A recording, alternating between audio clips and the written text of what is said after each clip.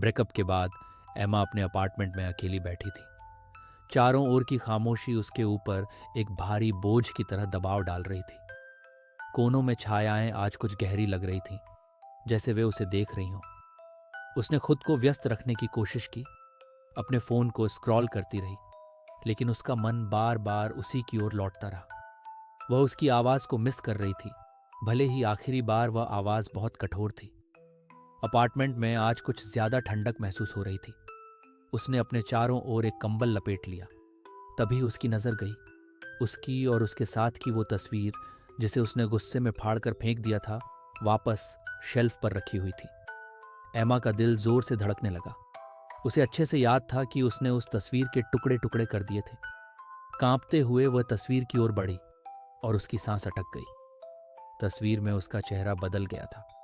उसकी आंखें अब गहरे काले गड्ढों में बदल चुकी थीं और उसकी मुस्कान एक भयानक रूप ले चुकी थी।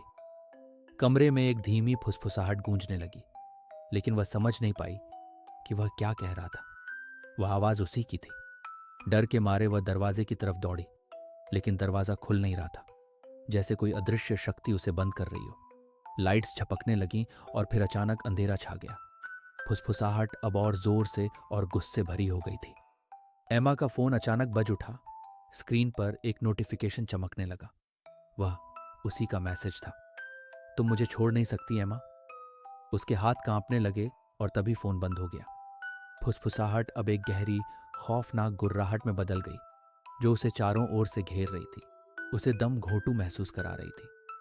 अब उसे उसकी मौजूदगी का एहसास हो रहा था, जैसे वह उसके पीछे खड़ा हो, उसकी गर्दन पर ठंडी सांसें छोड़ते हुए। वह मुड़ी, लेकिन वहां कुछ नहीं था, सिर्फ अंधेरा।